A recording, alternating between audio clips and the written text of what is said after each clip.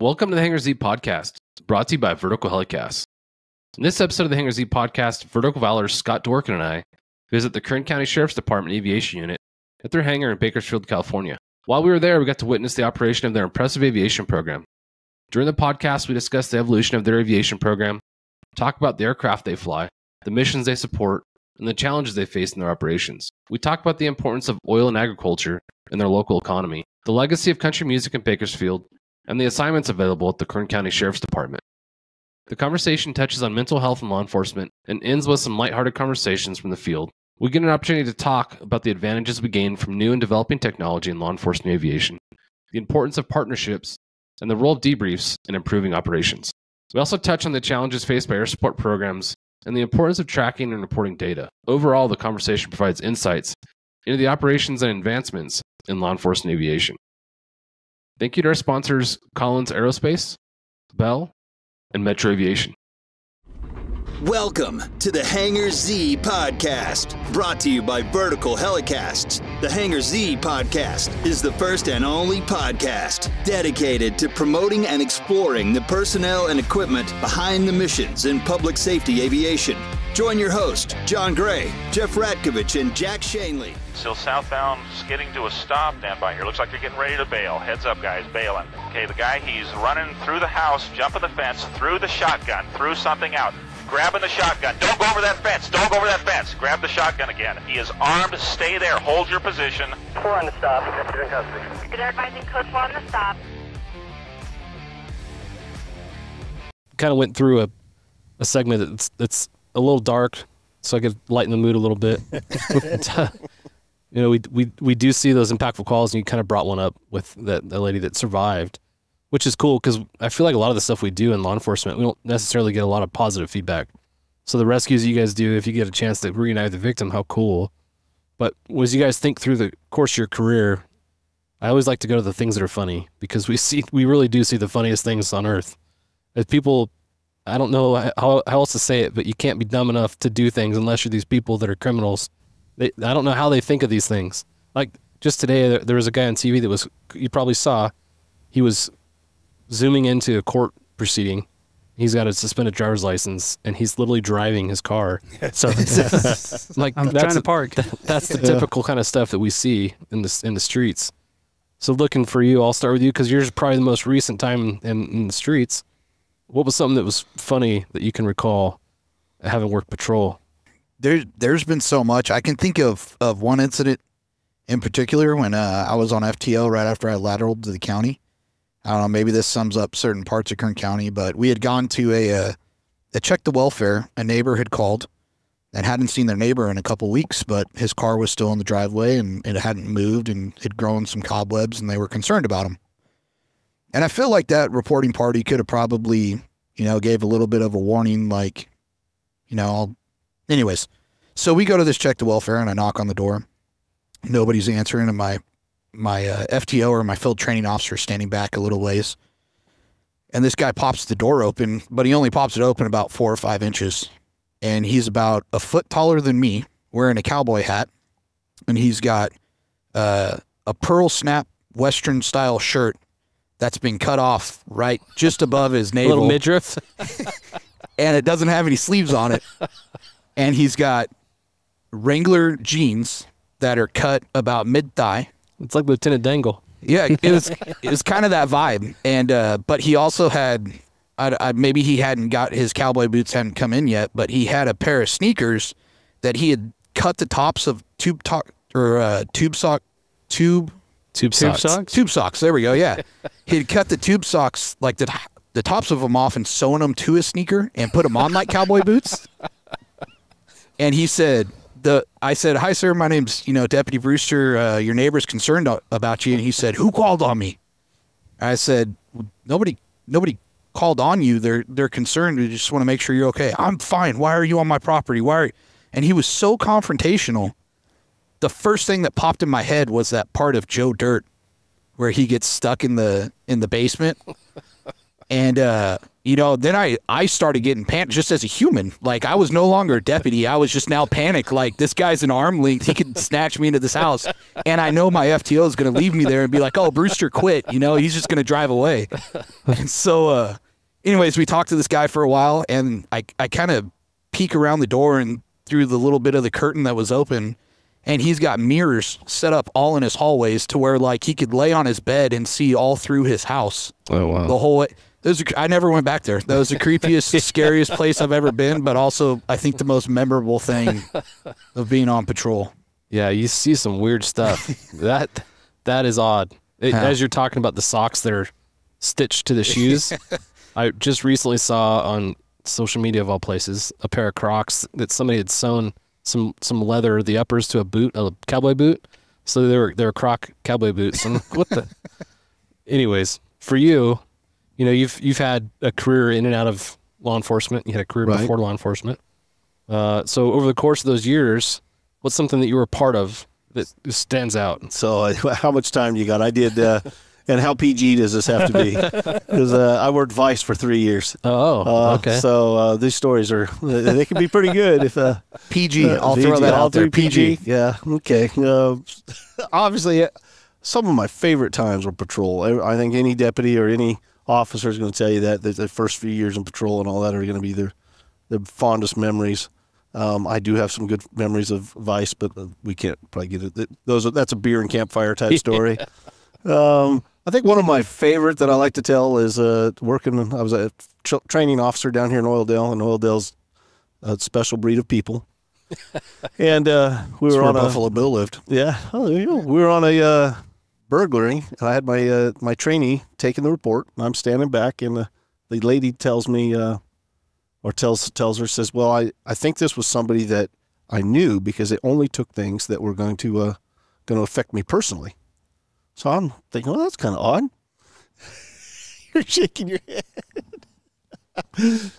So she says, "Well, they took my sex toys."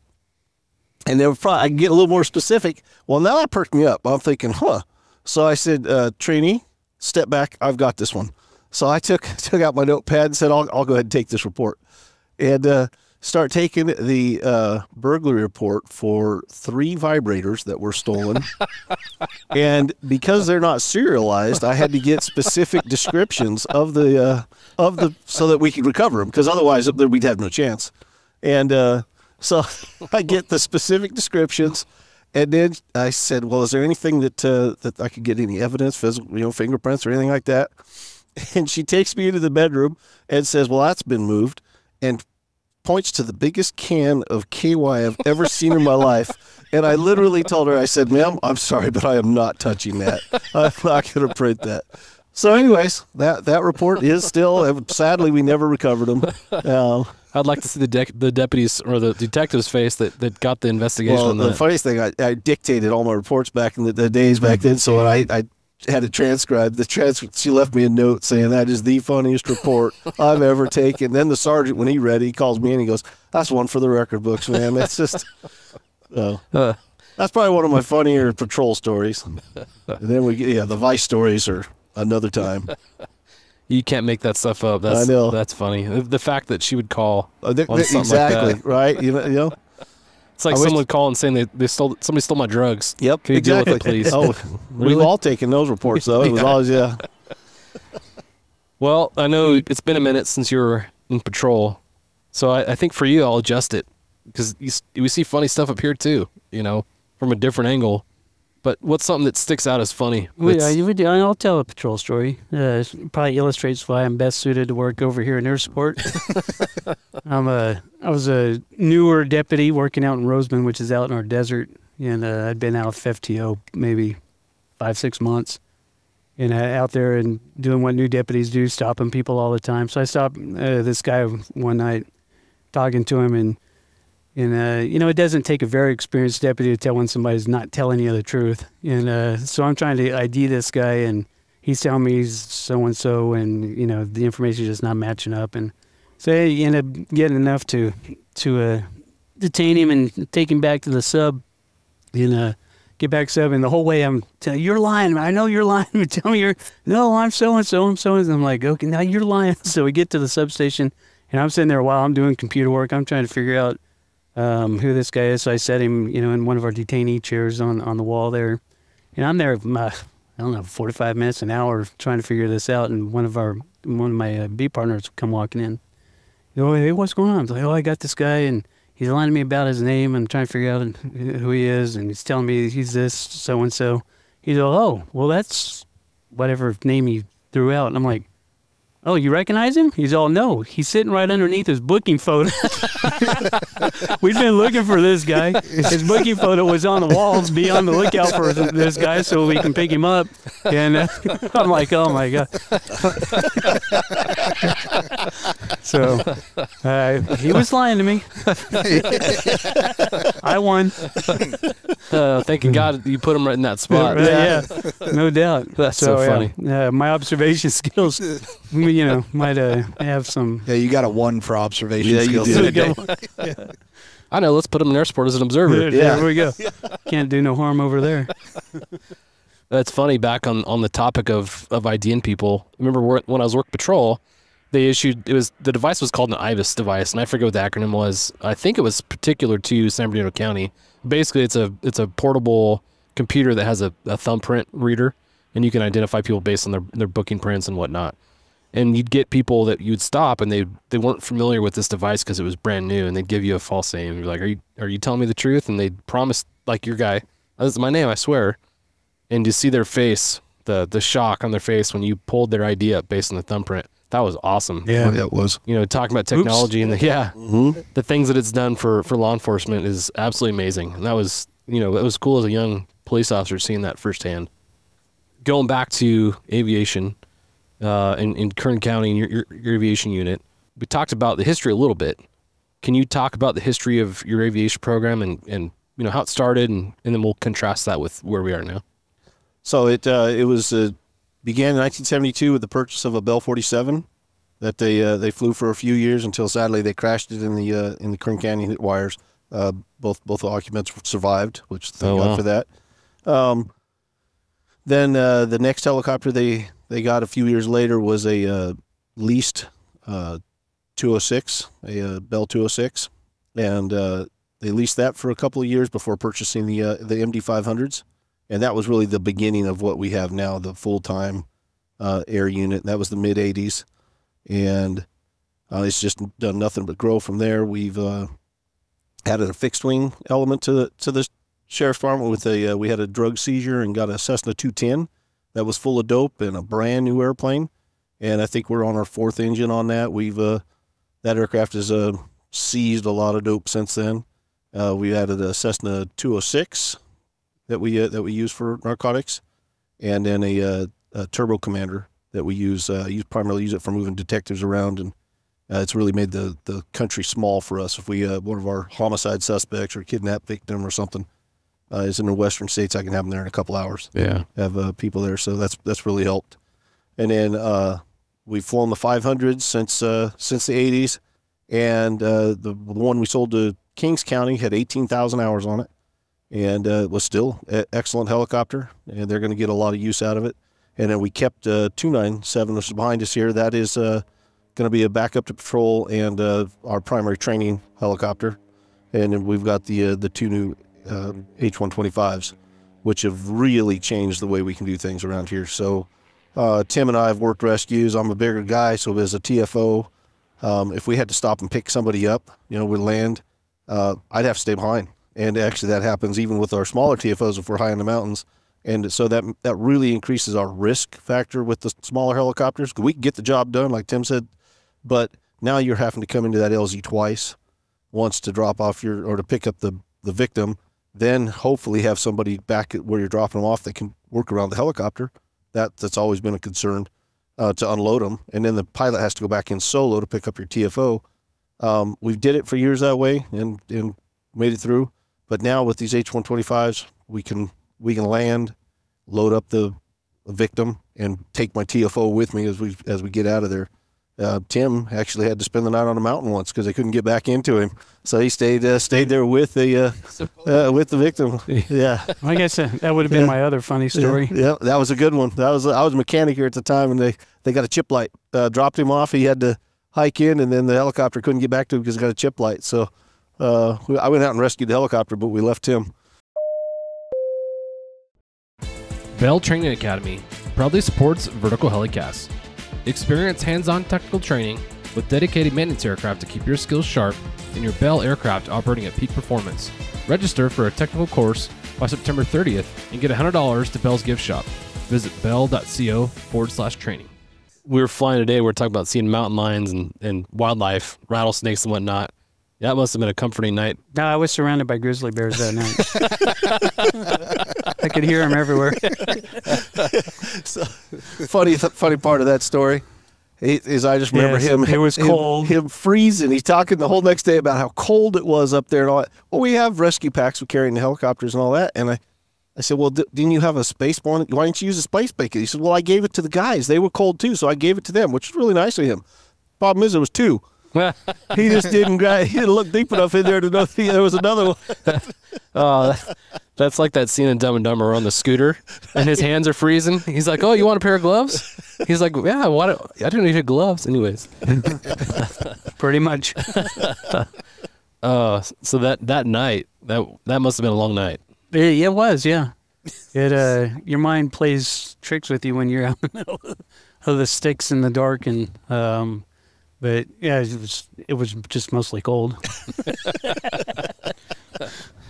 We talked about rescuing a patient and then having to leave your TFO, and we talked about that earlier, and how you kind of utilize those scenarios to help pick the helicopter you were going to use next. Can you talk about the partnership that you guys developed with finance and how you use those types of scenarios to your advantage in the selection of aircraft? Yeah, so through the whole purchasing process, obviously we looked at other helicopters. We looked at MD again. We looked at Bell, and then Airbus. And through the process, we had somebody through purchasing that would come in and sit in the meetings and all that. And by the end of it, our purchasing lady was asking some of the most perfect questions, especially like to the other manufacturers saying, wait a minute, they're still going to have to leave their TFO on the hill? So that she was on board. She understood the problems we were facing.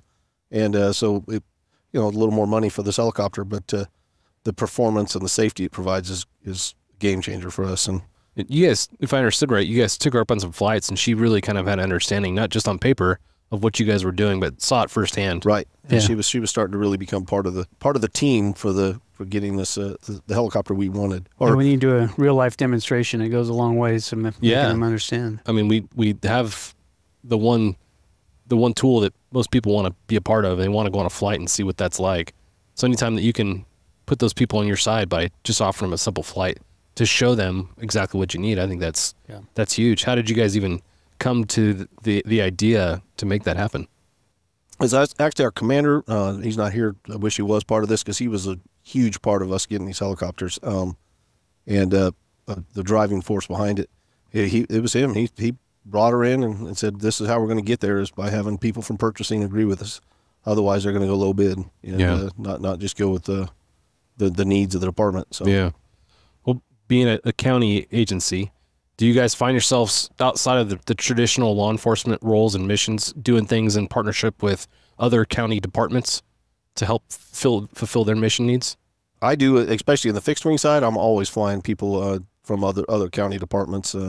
They utilize the fixed wing side of it quite a bit. We've flown people from we've had floods, pretty bad floods over the last few years, and a lot of the county agencies have flown with us to supervise and look at the damage. So we do disaster surveys.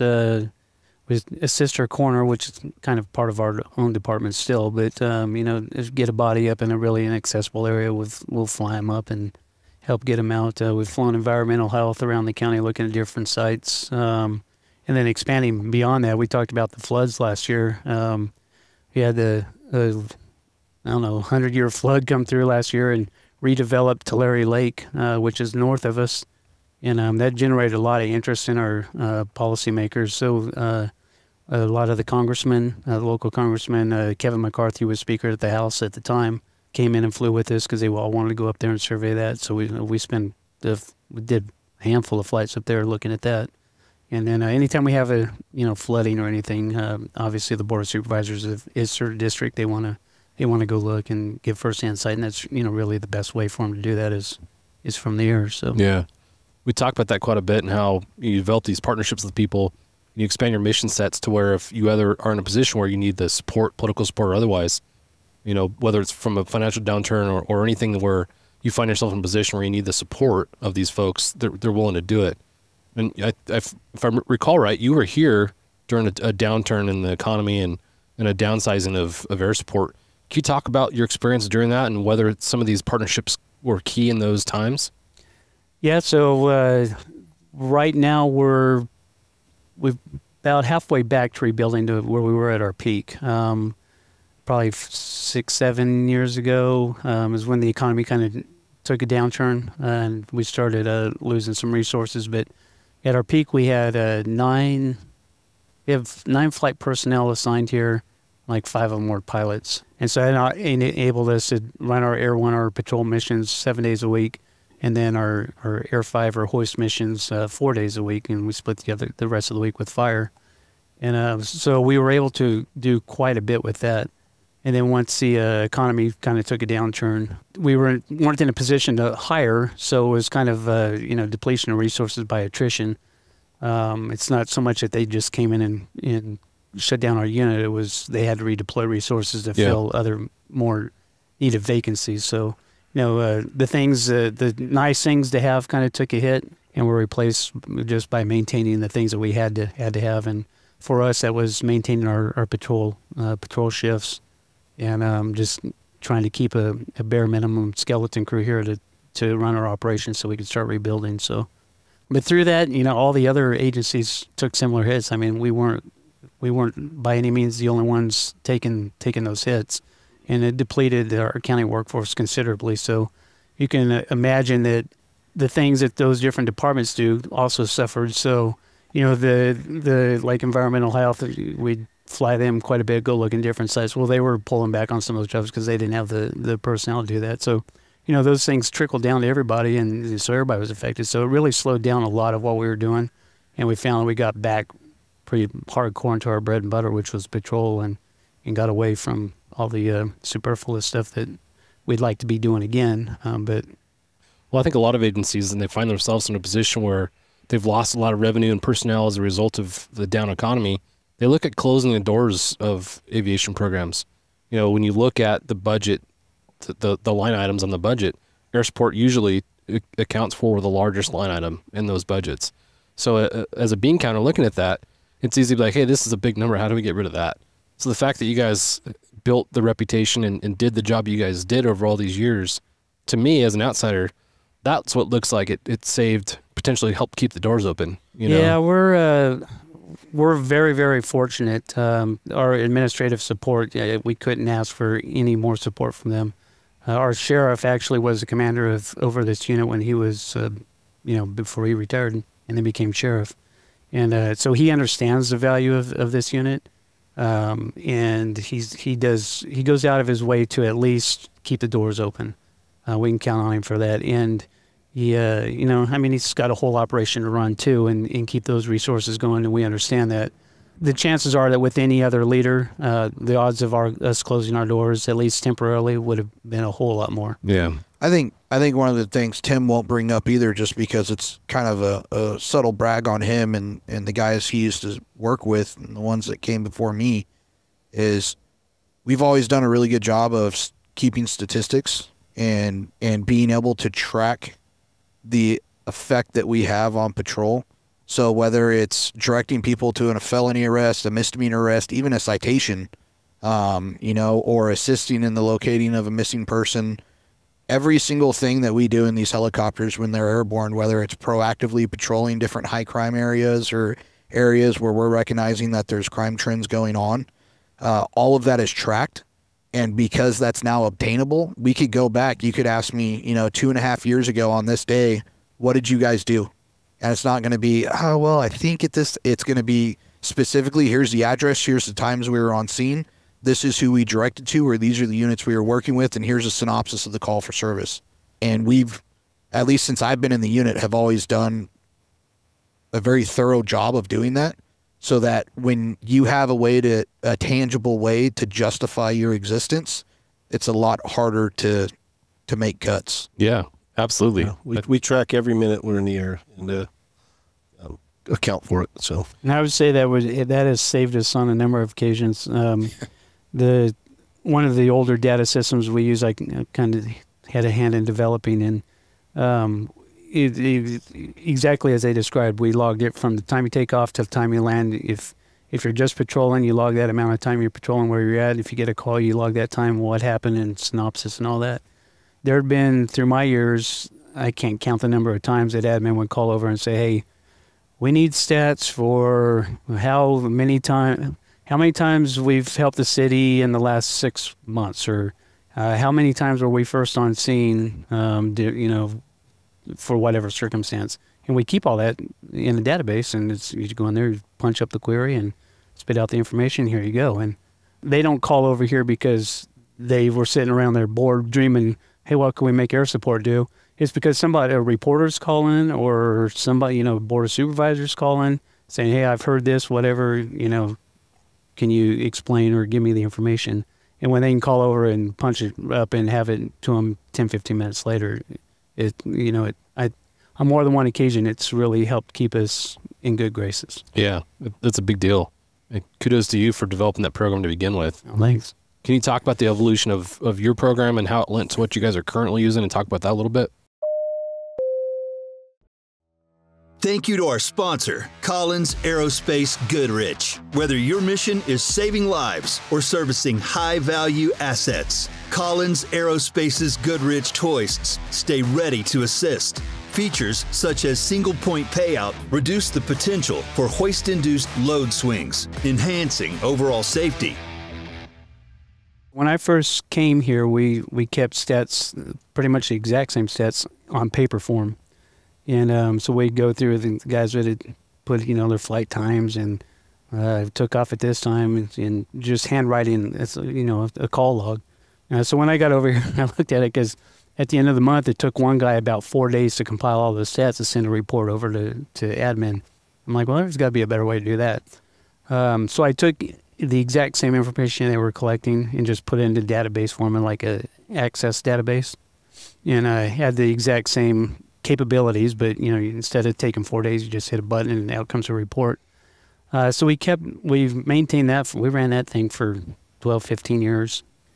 And then, once the different operating systems started changing, and the program I had written it in wasn't keeping up with it, and I really didn't want to get back in the books and learn how to program a database all over again. So I was waiting for our computer support to rewrite the program, and they were starting to work on that. But at the same time, we found digital airware, and we were looking at that to run our maintenance records and transition that from paper over to digital. And talking with Dworkin over there, he suggested or told us he had an option to possibly replace our database, and integrate it into his system. So we looked into that and found that we were able to kind of duplicate it and get it to collect data and be able to report and meet our needs. So instead of waiting for redevelopment of that program, we just integrated it into that package. Yeah, we used that program for a while and loved it. It was a great program. Can you talk about, from the maintenance standpoint and from the maintenance, or from the activity tracking standpoint as a supervisor, what that program's enabled you guys to do? Yeah, so it's just made one of the things we're worried about is as our older generation leave, they're taking so much knowledge with them as far as the maintenance tracking and all that. So it's kind of opened it up to where these younger people with all the computer skills can just move right in and keep tracking the maintenance and component levels. We track everything, every time limited part on the helicopters is tracked through digital airware. If I need to run a report now, that's a very simple. Joaquin taught me how to write special reports. If I need, the BPD stats is always a big one. Forest Service always wants stats.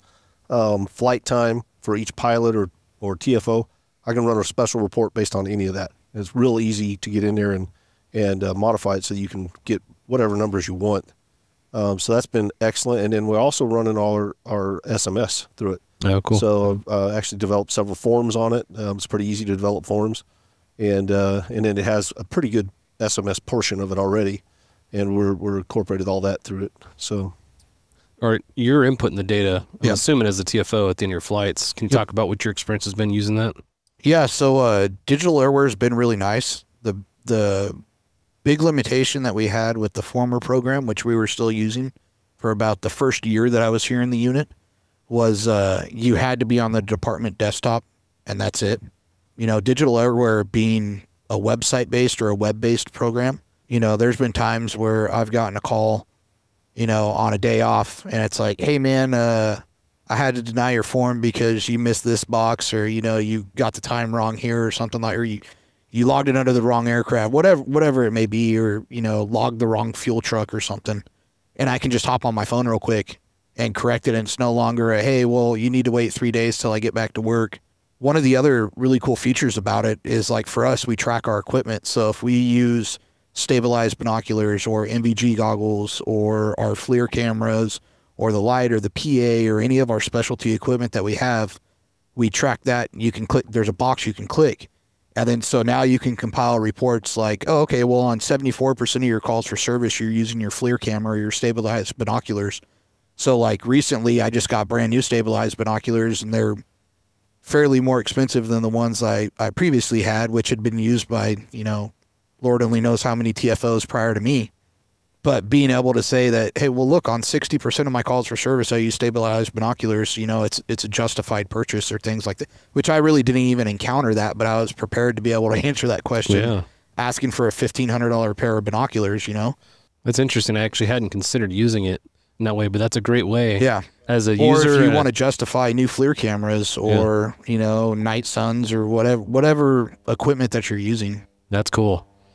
And for you, going back to the reports you generate, can you talk about the reports that you do generate that go to command staff, how frequently you send those, and what kind of, not just from Airware, but how do you guys communicate and relay the good work you're doing at Air Support to your command staff? So most of that is, you know, I deal directly with the commander. Commander deals mostly with command staff. I don't deal with them directly. And he has access to digital airware too, and I've shown him how to run all the reports. But he'll call over, and it's not like we have regular reports we submit all the time. It's just like Tim had said, on demand, and you know it's being driven by either a reporter or if we're wanting to purchase a new piece of equipment, sometimes they'll ask for those stats. BPD does call over quite a bit, wanting stats. So it's more of an on-demand type situation, but it just takes seconds to pull the reports up. Another thing, as far as the equipment goes, we're running all our NVGs through it so we can track their times. It'll flag you when it's time to send them in for service, all that. It's really been kind of a game changer for a lot of that. Yeah, I love how you guys are using the equipment part of that. Right. That's, again, something I hadn't heard before, and it's a smart way to utilize that program. And the reason I kind of dwell on this topic is because we've talked a lot about how Air Support's the low-hanging financial fruit in the tree. I think we've become the target, and rightfully so. We're expensive, of a lot of inquiries. And you saw the recent report that came out of LPD, the audit, and that's just, it's something that every agency deals with on some level. So I think it's really important for people to understand the importance of keeping track of their stats, some of the programs that are available to help them do that. Digital Airware, again, is highly recommended by a lot of folks that I talk to. I had a great experience using it. It sounds like you guys have as well. So cool, again, just to kind of touch on that and the importance of that. Going back to just the general overview of Air Support. That's something we haven't really touched on, is our location. That's one of the things, we're one of the few air supports that I've ever seen where the hangar for the air support is part of our campus. So our sheriff's right behind us, SWAT team, all that right here on the same campus, and the helicopters and the airport all on the same piece of property. It's pretty convenient. It's pretty nice when if you get a call, they can just come right here. SWAT locker's right behind us. They grab their stuff, come right to the hangar, and we're going. Yeah, touching on debriefs, that's a big part of getting better as an agency. Right. And I think a lot of agencies struggle because typically Air Support's a remote location, not in connection with everything else. So really cool that you guys are kind of connected at the hub of the county. So when it comes to large-scale events, you guys can get together and debrief. When you do that, do folks typically come here, or do you guys end up going over there? What does that debrief look like on a large scale? So a lot of times, if it's a SWAT type deal, we go right here to the SWAT locker and debrief there. And same with like a narcotics call, we'll go to their building and debrief. Yeah. So. Looking at the new technology in the aircraft and the bringing shot over those systems and the camera systems together to utilize those in those debriefs. Because a lot of times you think about a debrief and everyone's talking about what they saw and what they experienced, but I remember a day when you didn't have this video footage to use as part of the debrief, and now that's a tool that we have at our disposal to utilize in those debriefs. Is that something you guys have had a chance to utilize yet? Absolutely. Yeah. So the video and quality, everybody wants to see the video. That's like the first thing they ask for now. Yeah. Because we're videotaping everything. How has that changed the debriefs or the quality of the debriefs that you guys have been a part of? I think for me personally on the TFO side, it's kind of like reviewing body cam footage, right? It's a 2D representation of what happened, right? And it's one perspective of a combination of perspectives of a specific incident. But cameras don't lie. Cameras remember things factually accurate, or in a factually accurate way. And so it makes it, I've, especially when I worked for BPD and going and debriefing the BPD guys or debriefing with them on whether it be a critical incident or even just a call for service where I saw something that as a former patrolman of, 5-6 years that you see that's like, hey man, like I'm not coming to you because, I want to, jump you or anything like that, but I'm legitimately concerned. I saw you do this and it scares me and I don't want to have to watch you get hurt, right? Yeah. Some of those, luckily, I maintain a good relationship with everybody. I don't really have any conflict with anyone, and so I think I've done well in that people know that if I come to them, it's from a good place and it's not a place of judgment or anything like that. But when you can even just show somebody a video and say, take it for what it is, this is my understanding of it. Was there a different understanding of it? Or, and you can kind of pick it apart with the people that were directly involved. It's been overwhelmingly positive. Yeah. I think out of all the times I've done it, I can only think of one person or one individual that still didn't see it the same way at the end of it, I guess is a nice way of putting it. It is what it is, but I think having that there and having it available during the debrief, but then also during the call for service, with shot over ARS, we're utilizing Earthscape. And so it's not necessarily a downlink, but it provides a downlink service to where anybody with a username and password can log on and log into the website and be able to remote view live footage from our helicopter. And so we had an incident recently where the comm center, there was a stolen car here in town. The pursuit got canceled. They lost the vehicle. It was last northbound out of the Bakersfield area. We picked it up on a remote highway going into another county and another jurisdiction. And we were having some radio communication issues trying to get a hold of that agency, but we were still able to talk to our comm center. And so while we're trying to give updates, obviously, there's that phone tag delay and things like that. The comm center supervisor was able to log in and was just on her own, completely undirected, giving that agency's comm center updates via the camera feed. And so their units were completely apprised.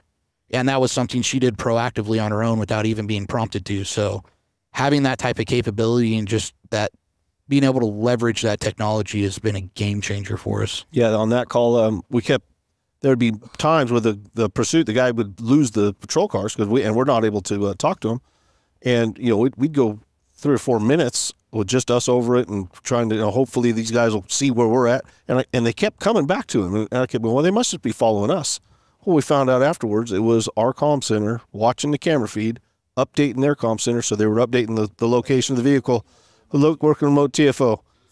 And talking about technology, we were eventually able to overcome the radio issues because with the options that we selected with Hangar 1, we can just plug in a handheld radio and use that as a separate comm port and bypass our whole radio stack in the helicopter, and that's what we did, and we pulled up that agency's handheld channel or on channel on our handheld, and we had them perfectly. Yeah, it's mind blowing to look at the problems that technology is solving. The crime fighting power that it's enabling. We talked about the computer system, being able to log into that, go into the plate reading programs. Oh, yeah. And pull up information in the flock systems and stuff like that. Yeah. Crazy. But going back to you, I know you've over the 21 years you've been here, and you look at all the technology that's developed over the course of that time. What's the one piece of technology that's been most effective and surprising over the course of your time here? Thank you to our sponsor, Metro Aviation. Metro Aviation, the world's largest family-owned air medical operator, offers comprehensive aircraft services with 140-plus aircraft in over 25 states. The Completions Center installs medical and law enforcement kits and avionics, serving diverse aviation needs, including offshore, utility, VIP, and corporate sectors. I mean, I've seen a long history of evolution here. When I started, we had the FLIR 2000s and then migrated to the 8500s, and we thought, how could it ever get any better than this? And then now with the new 380s, it's just amazing. I don't know how they could ever improve upon that. The question is, what are we going to see in the future? But as far as what we have now, I think the movie map system that we have now has really been a game changer, because most of anybody we bring into the unit, we want to have a real heavy presence of metro experience, so they know the streets and all that. And so over the years, we've gotten away with that because we've always drawn from that crowd. They know the streets here in town. So when we get into the outlying areas, that they kind of struggle.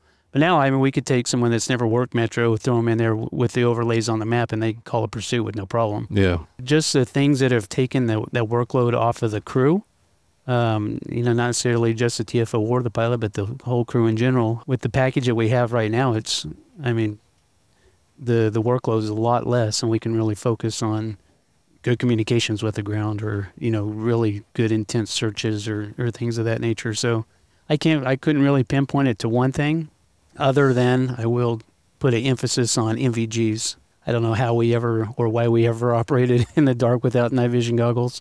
That technology is just amazing, and it hasn't really expanded our capability, but it's increased the safety of what we do so much. Yeah, the safety margin, by that, it's huge. Going back to the cameras, look at how we operate with those cameras now. It's allowing us to operate at higher altitudes in different environments. It's increasing the safety element of what we're doing. And then also the tactical side for the TFO, that tactical element's given us a huge advantage over what we had before. And you talk about a dispatcher essentially being able to utilize that information that's being broadcast through your downlink or through your system in a way that makes her another part of the aircrew. That's a wild concept. Yeah. Yeah, it was. So it's neat to see, again, technology kind of fill the gaps that need to be filled. And it's interesting, like you said, to kind of think of what's the next, And then on the aircraft side of it, we've always, our old stuff is all steam gauges and very low technology capability aircraft. And so moving into this with the glass cockpits and the autopilot and just the newer generation stuff, the information that you have right in front of you now is incredible. Whereas before, you're searching all over the panel or out the window for the information you need. Now you pull it up right in front of you, and if it's not there, it's readily available. Back for your early experiences at AMP, I think you said you were pretty heavily involved in avionics. Yeah, that's where I started my career right out of school was avionics, working private industry, and I came here as an AMP. Did you ever envision a day where everything that you learned to work on in the analog world, the steam gauges, would turn to a digital tablet, essentially, computer? I don't even think they fix them anymore now. It's just replaced. But yeah, it's a completely different world from what I was working on back in the 90s. What's been, from the mechanic side of you, the biggest advancement in the helicopter, law enforcement helicopter world, whether it's the mission equipment or systems, mechanical systems? What stands out to you as the biggest advancement in technology? Dual hydraulics. Dave Valley's had it, but we've operated single hydraulics for a long time. But that's a huge safety margin. Love that. Air conditioning. Yeah. From even from a safety side, we laugh, but we have temperatures here, exceeding 105 degrees in the summer, pretty routine, and that is a huge wear on our pilots when we're flying out of here with no doors, no air conditioning. I'm seeing now just in the flight logs, our pilots, normally it's 2 hours. That's our patrol shift. We go up for 2 hours, we're back. Now with these aircraft and the comforts that they provide with the autopilot and the air conditioning, and 2.5 normal. And we didn't ask them to increase it. Yeah. It's just they've gone to that on their own. That's cool. So we've got the flight time. So yeah, it's just they're comfortable to be able to stay in the helicopter that long. Well, we can't touch on this topic without giving props to your mechanic staff. You've Absolutely. got a robust staff. Can you talk about your staff here that you have and what they're responsible for? Yeah, so we have our chief maintenance. So plug is Adam Valdez. He's been he actually came with the 500s. He was leased. I like to say he was leased with the Bell 206, and then when we purchased the 500s, we hired him full time. So he has literally been here from the inception of what we're doing now. He's been just incredible. He's our IA and can pretty well do anything on a helicopter. And he taught me helicopters when I came here. I was a fixed wing avionics, and so didn't know that much about helicopters, and worked under him for 5 years and learned a lot. And then we have 2 other mechanics. We just hired a new one out of our CAU here, our aviation college here on the field. They started a AMP program. We were luckily found her. She was graduated from their first class. She was top of the class. Had helicopter experience from military and worked in civilian worlds before getting her AMP. We were fortunate. We were able to pick her up right out of school. And then we have a third mechanic. He's an excellent young man, Christian. And it's sad to say we're losing him. He's going to another department just because he already lives over in the LA area, and he's got a job down there. Mm-hmm. But having the 3 of them, and it's a full-time, as you guys know, flying helicopters, it's you fly them for an hour, you work on them 3 or more. Having these in-house maintenance is well, I don't even know how other departments do it without it. Yeah. Because having to contract or take the helicopter someplace else, you would have to have a much larger fleet to always have an aircraft operating. Yeah. So like this morning, we had a 100-hour due. They came in at 6, and the aircraft was ready by 9. Yeah. So I was shocked when they came in. They said it was already done. I'm like, wow. So we're Me too. Having that kind of service. Yeah, that doesn't always happen. But it's having that ability in-house is, like I said, I don't know how other departments do it without it. So they do amazing work. They'll do anything but crack an engine and transmission. Obviously, those go out, but fabrication, full electrical. I mean, we had 258s that Bob neglected to talk about. I think he dislikes them, maybe. I'm not sure. But we got those from the National Guard and brought them in. One was already flying when I got here, but the other one was sitting on a stand back there completely gutted. Bob did all the electrical work on it. I mean, rebuilt that aircraft all the way to the top. And so they do amazing work in here. There's nothing they can't do other than, some really specialized stuff that we'll send out that anybody would send out. But their capabilities is really good. You brought up their shop, their fabrication shop. I walked through there. It's amazing. They've got a best shop I've seen as far as the tools that they have at hand. But they're taking care of the 2 125s, the 500, the Huey, the OH-58s, and are they also taking care of your fixed wing assets? Yep. Wow. So the fixed wing can go out. We'll send them out, but most of the time, if it's something, they'll take care of it in-house.